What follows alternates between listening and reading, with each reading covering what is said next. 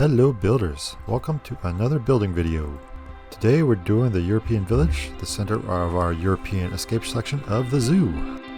Now this is a long video today, but when you start with nearly 12 hours of footage, well, you're lucky I got it down to under 40 minutes. I might chime in here and there, but I'll be keeping the commentary light in this one, and I'll just go and let you enjoy the building this time around. Feel free to watch the progress, or just jump around the video and see the end result if you want. If you ever have any questions about how I created something, feel free to stop by my Twitch channel and say hi. Or leave a comment down below. I always try to read the comments and respond to you as I get time. But for this European village, it is just a generic European village, nowhere specific in mind for it. My inspiration mostly came from just random Google searches of generic fantasy villages and just kind of went from there. I organized the buildings into shopping groups. We have the chief beef, pizza and hot dogs together, ice cream and milkshakes together, and we put the coffee and donuts beside one another. Just little groupings like that to make it easier for the customers to come by and know what they want.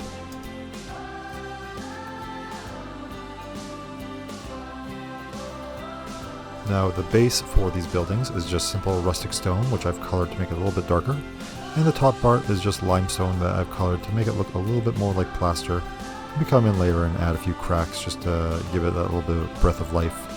And most of the little wood decorations on it are either the paintable wood and the Asian water wheel pieces, which I find add that much needed detail to those otherwise empty walls.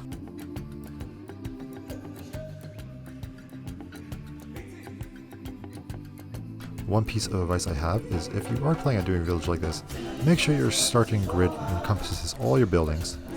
That way you can copy your original building, as you will see here, off into the other grids, and then you can adjust it and make it different, but at least then you start with a basic template. And then once you have your buildings created, you can then separate them from the group and then rotate them freely around.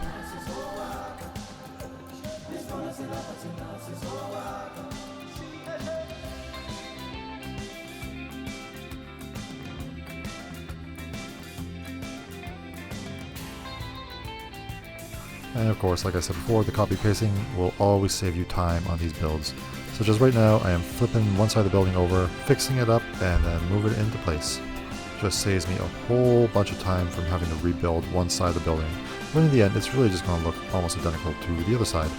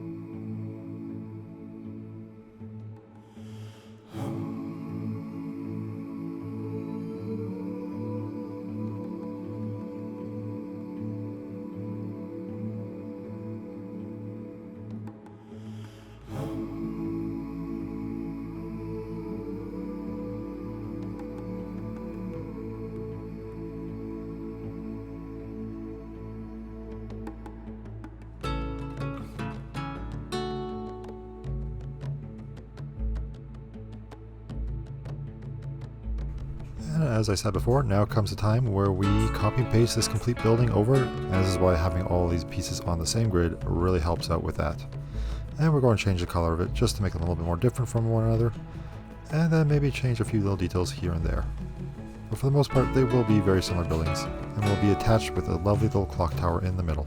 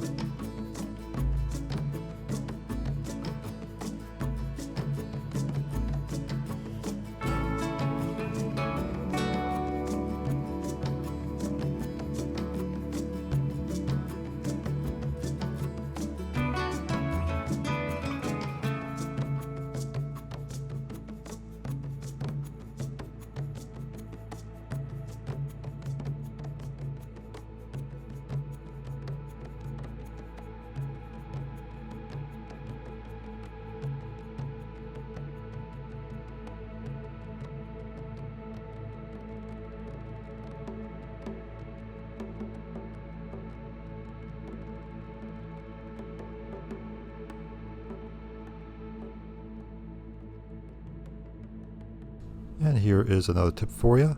Just because a building piece is labeled as stone or wood, if it's colorable, feel free to try adjusting it.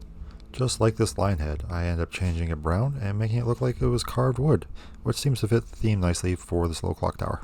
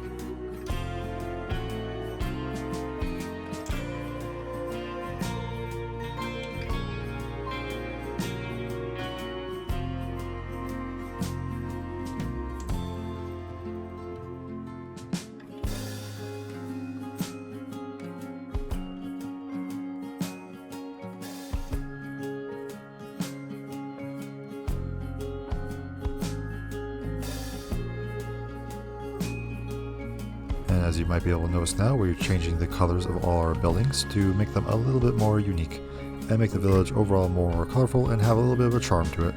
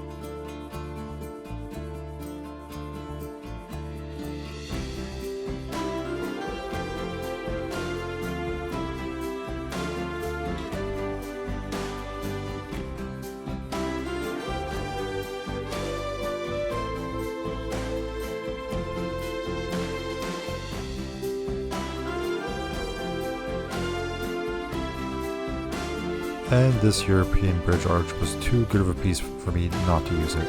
So deciding that I won't need to have it in somewhere, I put it right down as a reminder for myself just to attach two buildings together later.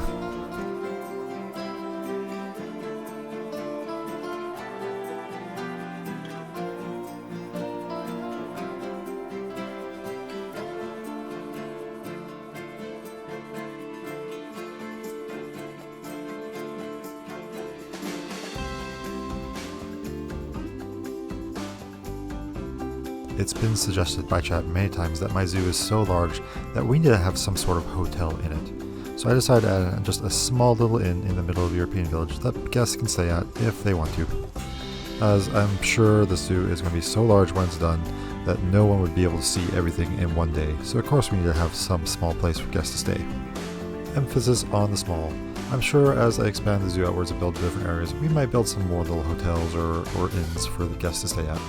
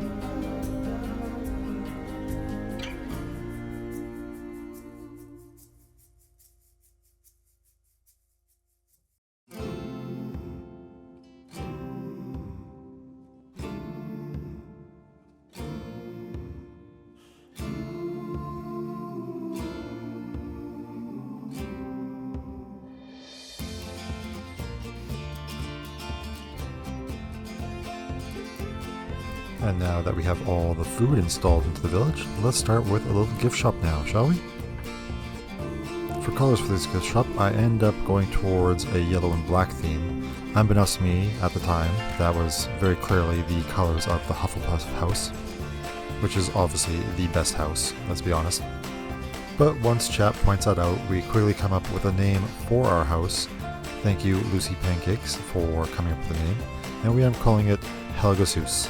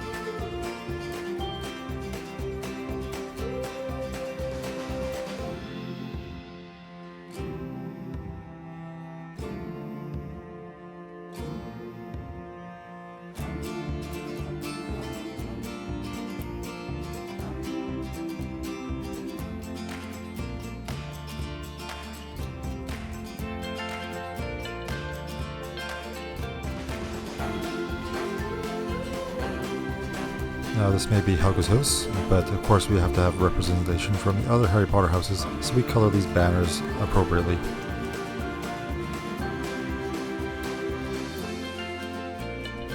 Another building tip that I cannot emphasize enough is always do your interiors before you put a roof on your stuff.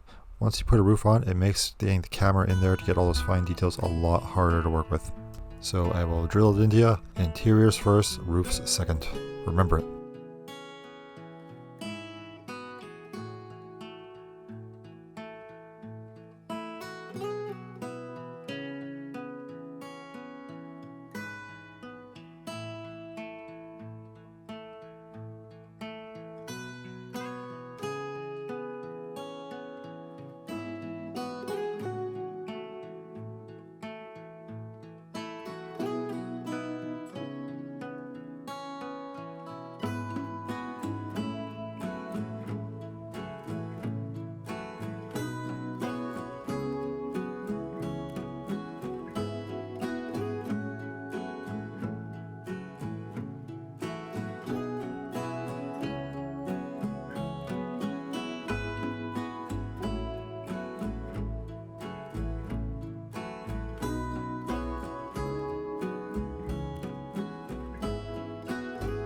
And here I absolutely love what we did with our plushies, just adding them into these little baskets, and feel free to take that idea for your own little store displays. I always think it works out real cute, plus you put the little guys on top as little babies. And we may have created a little Lion King display where we have Scar dropping his brother off into a stampede of, well, in this case zebras, because there's no wildebeest, but you get the idea.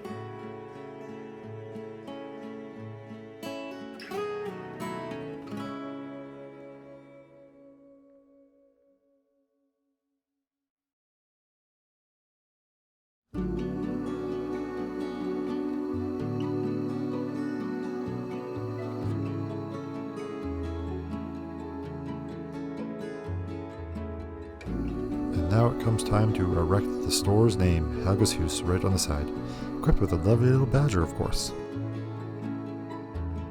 Now the roof on this one took me quite a while to figure out, and I am taking out a lot of the footage of it, as you don't need to see me continuously deleting it and rebuilding it over and over again. But in the end, I think we came up with a good shape for it.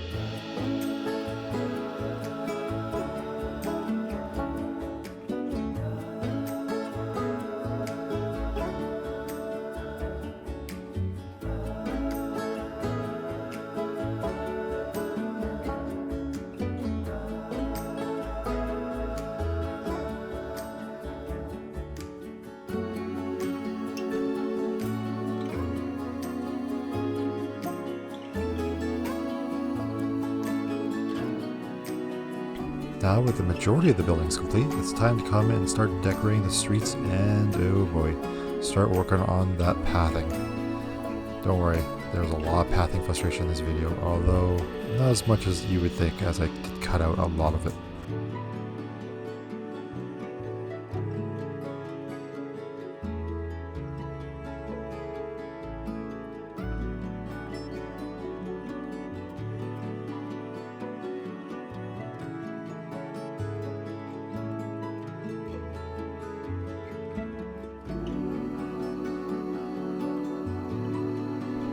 Now, the plan to surround this village was to have a lake set up that will have the swan and deer habitat. And right beside the lake, I wanted to have this lovely little grapevine set up for guests to sit underneath and enjoy their little snacks.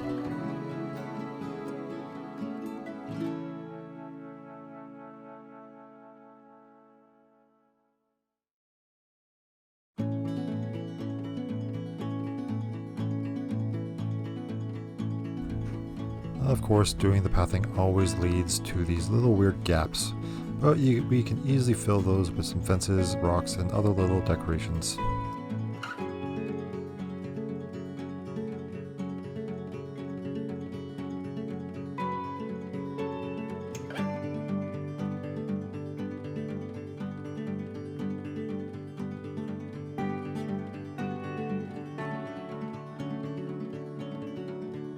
To fill these gaps, I just use little European bridge pieces, sink them down, and add some dirt to make it look like a little garden in a lot of these spots. And in some other places, I put fence pieces or some moss just to make the village look a little bit more overgrown, I suppose, as is the theme for most of the zoo.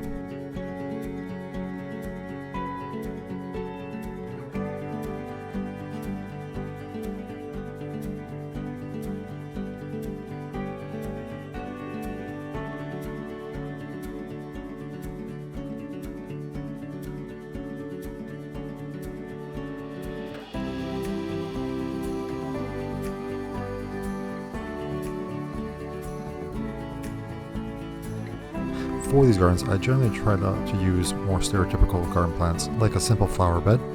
I like making it look a little bit more wild and using more natural wild plants for the theme area.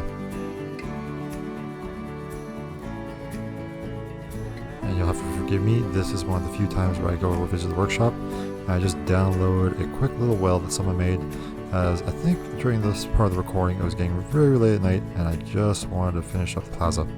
So I was being a little bit lazy there. My apologies. But I don't want to take credit for someone else's work, so I gotta admit to it and own up.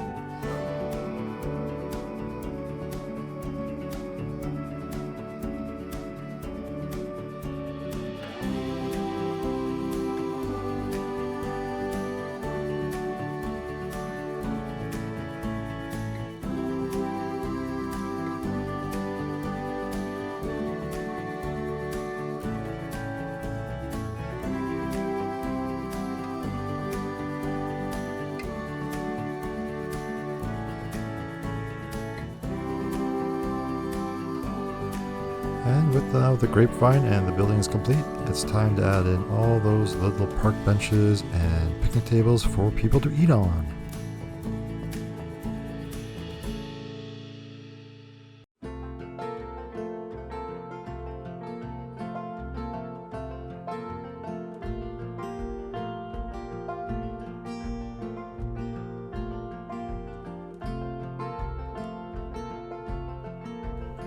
Now, for the next two buildings, you might notice a little bit of a time skip, as the deer habitat is almost complete in the background there, but I wanted to take a quick break while building from the village just to work on a few other little projects, that mostly being the deer and swan habitat.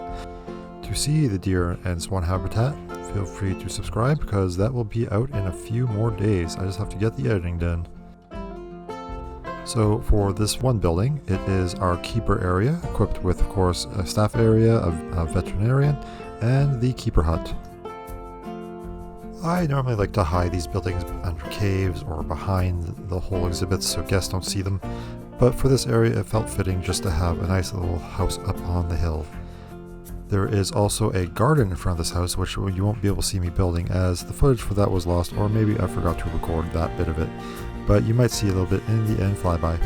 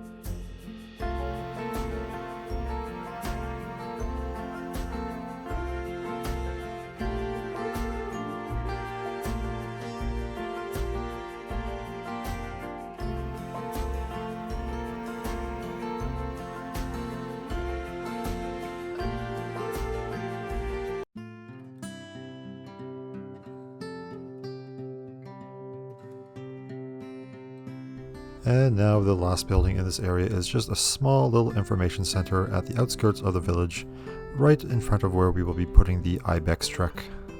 It is probably the smallest of the buildings, but still worth including within this build.